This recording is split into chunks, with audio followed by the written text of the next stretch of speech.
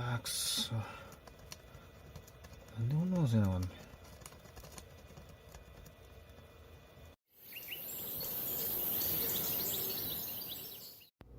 どうもブラックパンダです。今回扱っていくジャンクはこちらになります。ASUS、トランスブックって読むんですかねのタブレット PC ですね。こちら中を開けてみてみましょう。はい、外観こんな感じでめちゃくちゃ綺麗ですね。以前扱ったゴキブリが湧いてたジャンクとは全然比べ物にならないですね。やっぱり綺麗に越したことはないですね。ジャンクでもこうやって、キーボードから取り外すとタブレットにもなります。液晶割れなんかもねなさそうですね。それでは動作確認してみましょう。こちらの PC ジャンク理由は電源が入らないとのことで、電源ボタンを押してもこのなんかランプが点滅するだけで、電源が入らないんですよね。一応充電はできるみたいで一晩充電しましたがダメでした。ネットの情報で電源ボタンを1分以上長押ししたらリセットがかかって再起動するって書いてあったんですけど、それもダメでした。なので一度分解してみます。中華系のタブレットだと思うんですけど、このタイプは液晶側に基板とかバッテリーがついているので、この間にですねこの細いものを突っ込んで裏のカバーを開けてやれば簡単に分解することができます。液晶のガラスを外すタイプだと多分ね僕がやるとガサツなんで絶対に液晶やガラスを割っちゃいます。簡単なタイプで良かったです。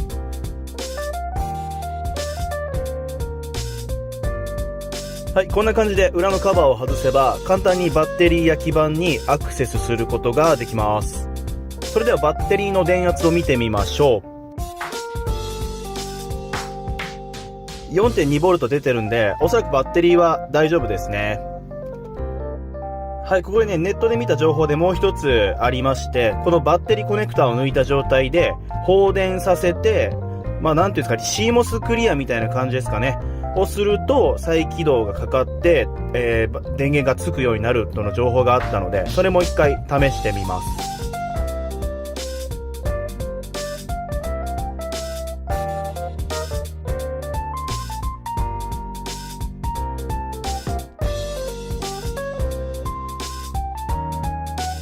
はい、放電させてもダメだったので分解してマザーボードを取り出したいと思います。ネジとフレッキケーブルを外してマザーボードを取り出しました。それでは目視確認していきましょう。基板はねすごく綺麗ですね。特に焼損や、破損なんかはね見当たりませんでした。はい、一応基板上にショートがないか抵抗値をチェックしましたが特に問題はなさそうでした。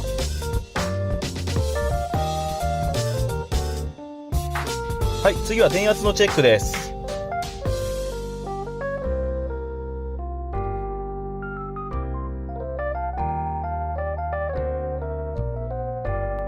電圧を確認していたら、ちょっとねおかしな場所を発見しました。この辺りなんですが電圧がねふらふらと安定していません。以前レノボのパソコンを修理した時も同じような症状だったんですが、その時はねそのラインに壊れかけている部品があってそいつがね変なノイズを出しやがるんですよね。なので今回も多分この辺りに壊れかけた部品があるんだと思います。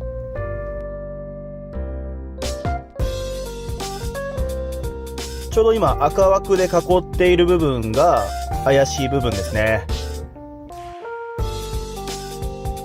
正常なコンデンサにプローブを当ててみました。こんな感じで綺麗なまっすぐですね。次に異常箇所です。はい、すごい上下してますね。ノイズがすごい出てますね。でオシロスコープで遊んでいたら急にチップコンデンサが鳴き出しました。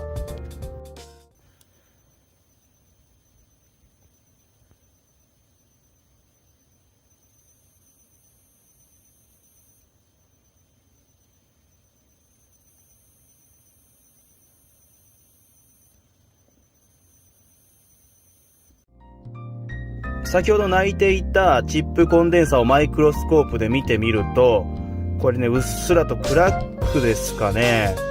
ちょっとね、はっきりとは言えないですけどちょっと怪しい箇所を発見しました。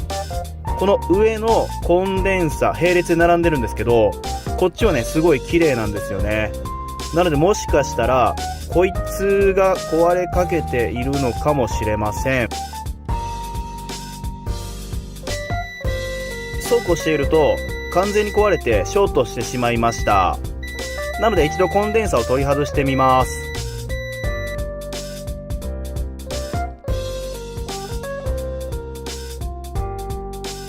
先ほどマイクロスコープで確認したコンデンサを取り外しましたが、このコンデンサねショートしてなかったんですよね。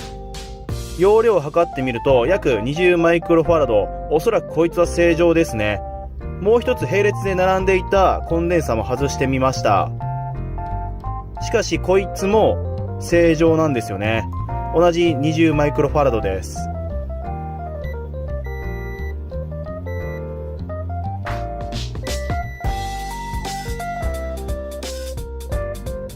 はい、今ね外したところがこの黄色の枠で囲ったところですね。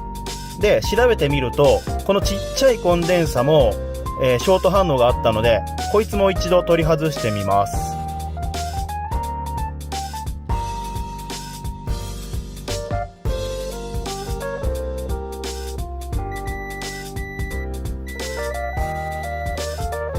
ダメだったんで低電圧をかけて発熱部品を探します。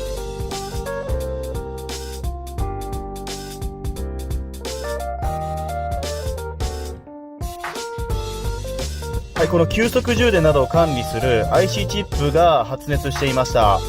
こいつを取り外してショートが収まるか試してみたいと思います。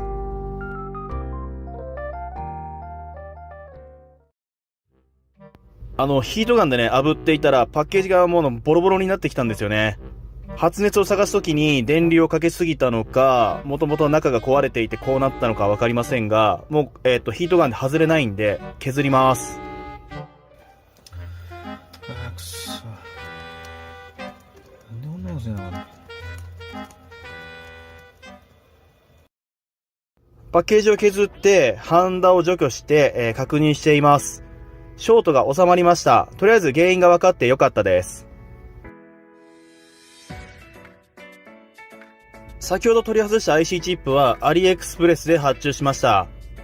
外した3つのコンデンサも取り付けて、実はねもう一つ問題が発生していて、 IC チップが届く前にそいつを先に解決しておきたいと思います。はい、それがここですね。 IC 裏のパッドを剥がしてしまいました。しかし基板をよく見るとパターンがここにつながっているので、これだったらなんとかできるかもしれません。はい、こちらの電線のより線をほどいて、さらに細くなるように加工した線を先ほどの部分にハンダ付けして、剥がしたパッドの上でくるっと一周させて余分な部分を切り落としました。はい、そしたらこんな感じですね。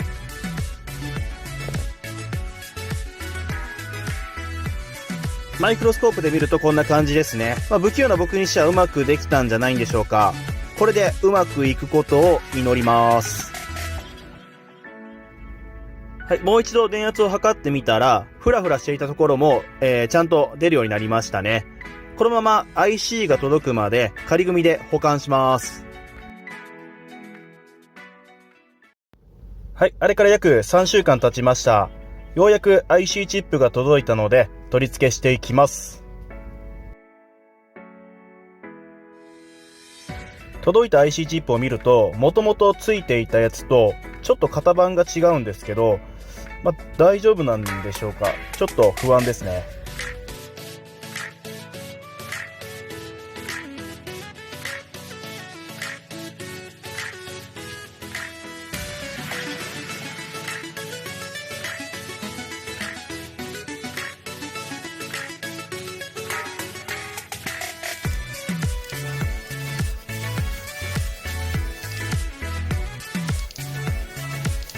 チップの取り付けが完了したので電圧を確認しています。この値が正常なのかどうかは分かりませんが、ふらふら電圧が変動することはなくなりました。動作確認のために仮組みしたんですが、バッテリーが過放電なのか保護回路が働いているのか、電圧がかなり下がっていました。なので少し危険ですが、5V で直接充電しておきました。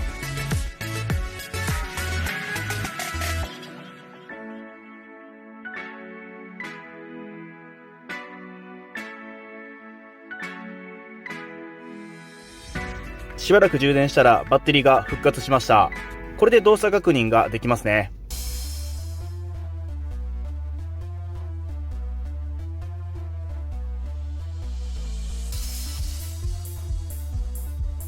USB を挿したんですが、電流が流れていません。どうやら充電されていないようです。充電ランプも点灯しなくなってますね。電源ボタンを押しても赤ランプが点滅するだけで起動しませんでした。最初は充電できていたんですが、IC チップを交換して充電すらできなくなってしまいました。パッドがね、剥がしてしまったんで、そこが原因かもしれませんし、この後ね、もしかしたら IC チップが不良品だったかもしれねえなと思って、もう一度違うやつと交換したんですが、それでも同じ動作でした。なので、今回のね、修理はこれで失敗ということになります。